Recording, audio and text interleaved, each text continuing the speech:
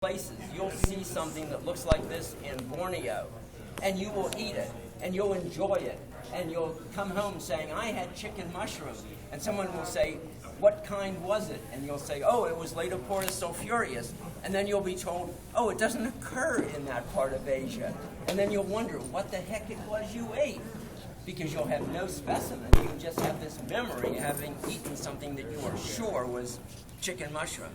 100-pound. Whoa. So, the best thing you can do with chicken mushroom, if you find a lot of it, what I do is you call friends who you know would like it, friends who are good morel hunters, and you give them as much as you possibly can.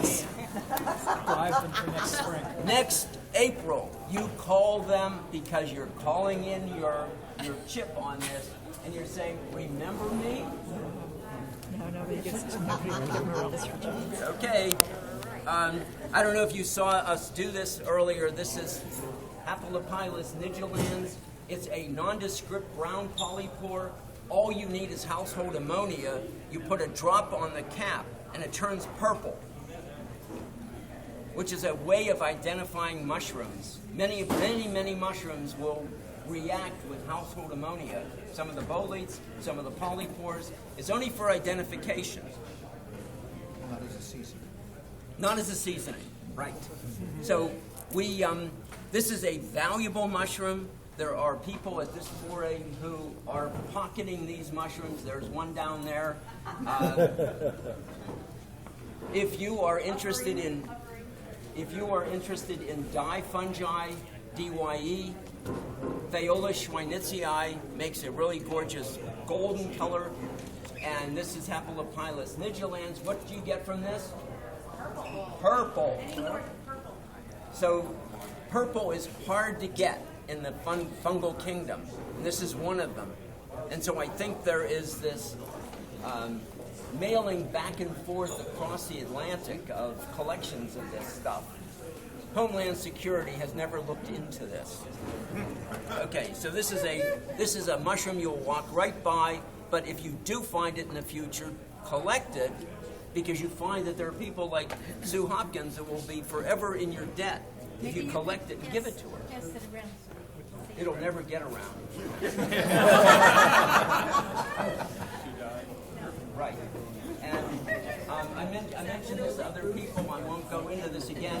This gorgeous, bright orange-red polypore, Pycnoporus cinnaberinus, which is so easy to spot in our woods, is the one that Rhoda Roper uses to make jewelry. So this is a terrible specimen, but it makes gorgeous earrings and necklaces.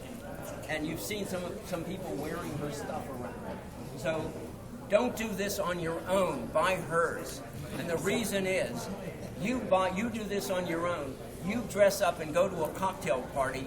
You're having a great time, and the people you're talking to are staring at you, and you think you must be doing something right, and they are watching this little head wiggling out of your jewelry, and you forgot perhaps to dry it properly and maybe heat it.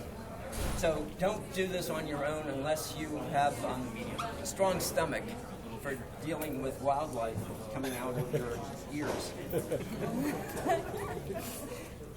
Everyone knows this. What is this?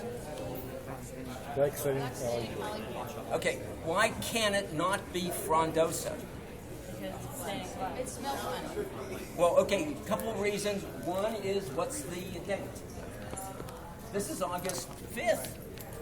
What's the earliest frondosis? September.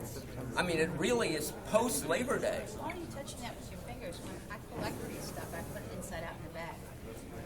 Why am I touching it? Yeah, it's going to make your fingers kind of... I could hold it in my mouth, but then I have a hard time talking. It makes my fingers turn black. Oh. And it doesn't wash off. Yeah, so when I was a little bit younger and I was home and I was trying to impress my parents with how much I knew about mushrooms, I found this, and it was very fresh, and I said it was a chicken mushroom, and they were going to love it. I took it home, I put it in my mother's pan, I start cooking it, it's turning black, the pan is turning black. She's coming in and saying, "What's happened to my pan?" And I run to the bathroom with a mushroom guide. At that time, I don't remember, it was Krieger, I think. And they knocked on the door at one point and said, "Are you all right?" Thinking I was poisoned by the mushroom. No, I'm sitting there on the toilet turning pages, trying to find out what the heck I had in the pan downstairs. and they had this thing, the black staining polypore, which is Myripolis, now we call it Sumsteni. In old field guides, it's Giganteus. And this is a beautiful polypore which on handling stains black. And if you get it when it's really young, it's good. It's a tasty polypore. Anytime beyond that tender stage, it's not edible. Although I do have someone who you put it in a crock pot and said that a day's cooking turned it into something eatable. It's not worth it. This is really common. So in terms of edibility, the really edible polypores are the chicken mushroom, hen of the woods, which is a fall mushroom. Pardon me. The black staining polypore is a level down from that. The Berkeley's polypore, when it's very young, again, is not in your upper 2 or 3, but it's I've never tried good. this before. Most of these things are not even chewable, so that you don't even think about them. However, if you are going around looking at things, you will find in Chinatown, they now are selling turkey tail. And it's not just in bags by itself where you make a tea, it's in soup concoctions, dried turkey tail in packages of mixed ingredients. So it's going into soups. So I'm assuming people are chewing it. It is like a leather belt. It's, yeah.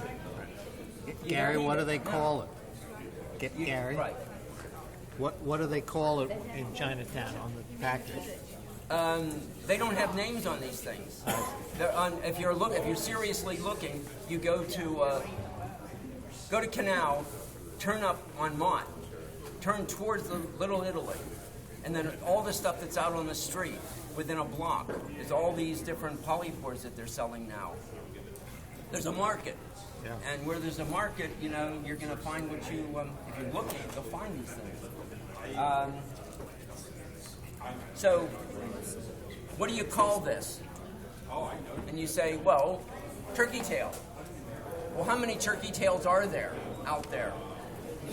And we assumed there was just one.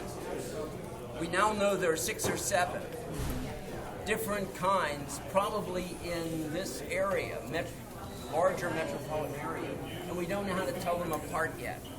Are they all equally good? We don't know. Are people misidentifying them, thinking that A is B or whatever? Probably. So what we do is first you have to learn the group, and you sort of recognize the gorgeous concentric zones on this thing. And usually there are hairs between the zones, but they're colorful. And some are more blue, and some are more green, and some are brown. But they are gorgeously concentrically zoned. And so, and when you turn it over, there are holes underneath. So for those of you who aren't familiar with stereums, here's something that looks just like a turkey tail. And I apologize.